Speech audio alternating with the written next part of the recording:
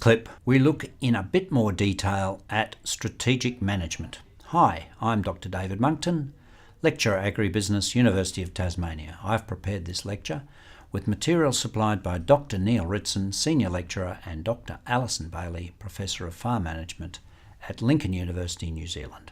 Strategic management can be thought of as a type of planning, the set of decisions and actions used to formulate and implement strategies that will provide a competitively superior fit between the organisation and its environment, so as to achieve organisational goals. This typically pertains to competitive actions in the marketplace. Strategic thinking is taking the long-term view and seeing the big picture. Strategy is about deciding what business an organisation should be in, where it wants to be, and how it is going to get there. It is the plan of action that prescribes resource allocation and other activities for dealing with the environment and helping the organisation attain its goals. Strategy links the organisation to the external world.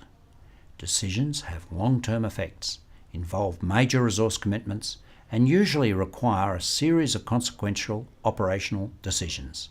The essence of formulating a strategy is choosing how a business will be different, such as performing different activities or performing similar activities differently to competitors. Strategy should focus on core competencies, something the organisation does well in comparison to its competitors. It represents competitive advantage. The focus is on factors that give an organisation an edge over its competitors and enable it to achieve higher levels of profitability, superior research and development, expert technological know-how, process efficiency, exceptional customer service. The grand strategy is the general plan of major action by which an organisation intends to achieve its long-term goals. It falls into three main categories: growth, stability, or retrenchment. Growth can be about investing in expansion, the development of new or changed products, or the expansion of current products into new markets. Stability, sometimes called pause strategy, is about remaining the same size or growing slowly and in a controlled fashion. It may be about integrating strategic business units to ensure the organisation is working efficiently. It frequently occurs after a period of turbulent, rapid growth. Retrenchment is a period of forced decline, shrinking business units, outsourcing. The main aim is to strengthen profitability across the company. Related to this, there are three schools of thought. The positioning school focuses on the rational, analytical approach of marketing strategy. It is heavily based on markets. This positioning can be about products, which are selling best now, and importantly, what is the future fashion trend. It can also be about places, which countries are expanding, which countries are amenable to imports.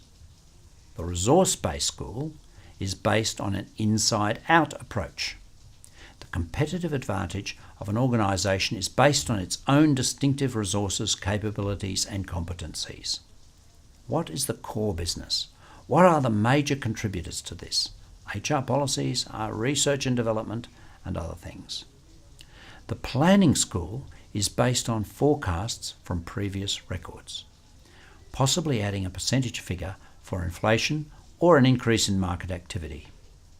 It works best in stable environments, in mature industries. Sometimes this approach is useful in checking out past trends to gauge the size of the potential markets, but it often fails to see upcoming events and threats. Another aspect of strategic management concerns the organisational level to which strategic issues apply. Corporate level strategy is the strategy concerned with what business are we in. This is the question that Andrews asked. What business are we in, or hope to be in? It pertains to the organisation as a whole and the combination of business units and product lines that exist. Business level strategy is the strategy concerned with how do we compete. Chandler suggested a structure of multiple divisions for which there is a distinct external market for goods or services. This pertains to each business unit or product line within the organisation. It is about the amount of advertising, direction and extent of research and development, product changes, new product development, equipment and facilities, expansion or contraction of product lines. The final level is functional or operational strategy. It is the level of strategy concerned with how do we support the business strategy. It pertains to all the organisation's major departments and involves all major functions including finance, HR, research and development, marketing and manufacturing.